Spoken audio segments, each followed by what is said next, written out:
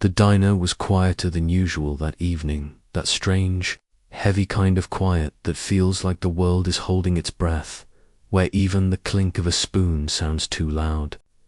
Outside, a slow drizzle tapped against the windows, blurring the streetlights and painting everything in shades of grey. Inside, the familiar smell of coffee and bacon lingered in the warm air as Emily, the young waitress, wiped down the counter with gentle, practiced strokes. She had been working there for 2 years, just 24, with soft features and tired eyes that hinted at the battles she never spoke about. And yet, her heart hadn't hardened. Every smile she offered was real, even when life gave her very few reasons to smile back. Her shift was nearly over when the diner's door swung open, the bell above it clanging sharply through the quiet.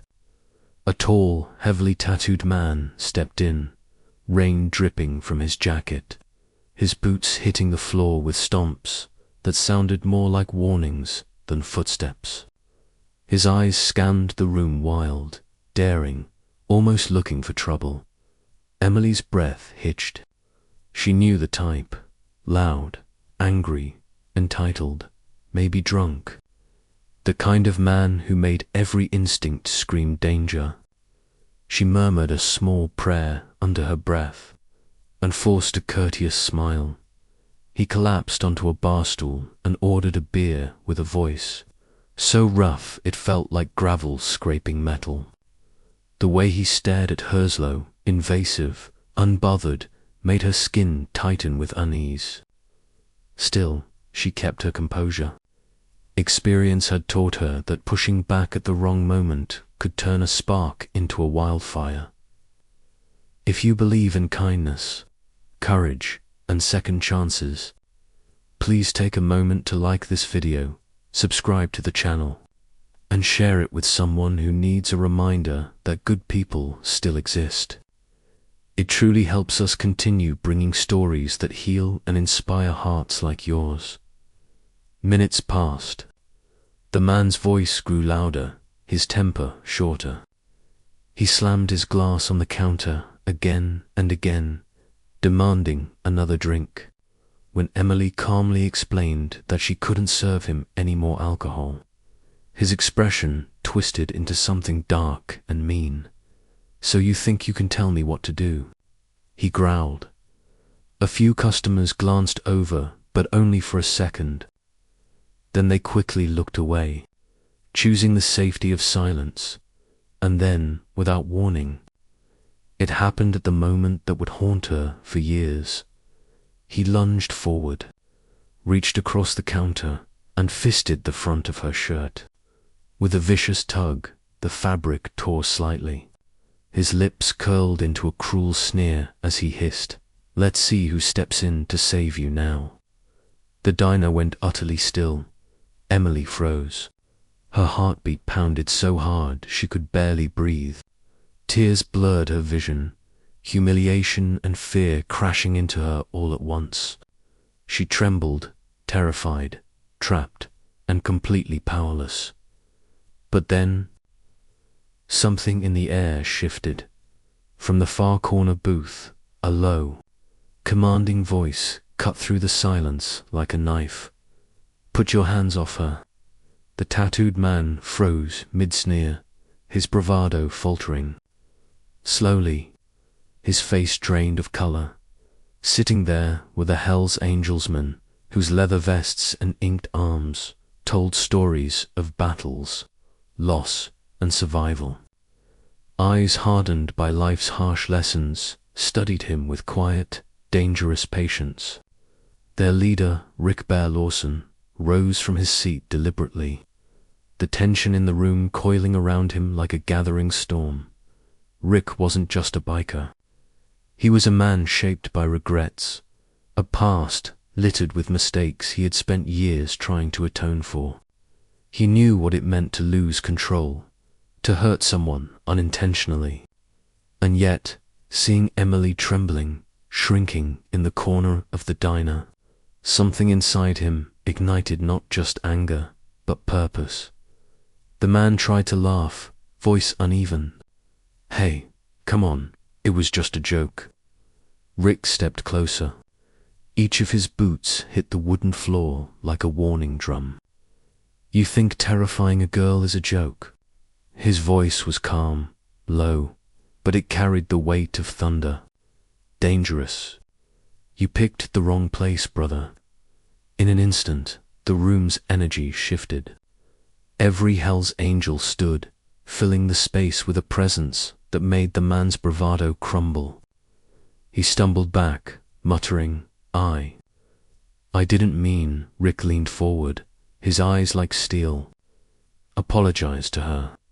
Hands trembling, the man turned to Emily, his eyes wide, voice breaking as he muttered a fractured apology. And just like that, pride shattered, he bolted out the door, leaving behind the echo of his cowardice. The diner remained quiet, heavy with relief. Rick walked over and gently removed his leather vest, draping it across Emily's shoulders. "You're safe now," he said softly. Tears slid down her cheeks, not just from fear, but from something deeper, from the shock of protection when she had expected none. For the first time in what felt like forever, someone had stood up for her, not out of obligation, but because it was the right thing to do. Later, after the diner closed, Emily sat alone at the counter, still trembling. Rick returned silently with 2 steaming cups of coffee. He slid one toward her. The warmth seeped into her hands, steadying them. "You don't have to be scared anymore," he said quietly. "The world is full of bad men, but not everyone's like him." Emily looked up, voice shaking. Why did you help me?" Rick's eyes softened, revealing a man who carried his own battles, yet chose to stand for what was right. "Because I used to be him," Rick said quietly. "Not that cruel, but angry, lost. Someone once reached out and helped me find my way back. Now, it's my turn to do the same for someone else." From that night on, Rick and the other Hell's Angels made it a habit to check in at the diner, not to intimidate anyone, but to quietly make sure Emily was safe. They'd sit in their usual corner, drinking black coffee, their presence alone keeping the peace. Word spread fast through town.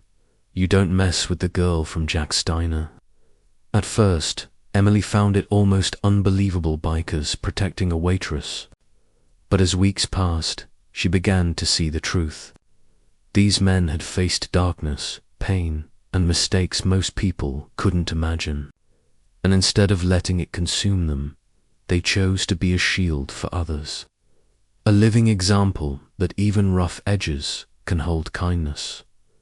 Rick became more than a protector.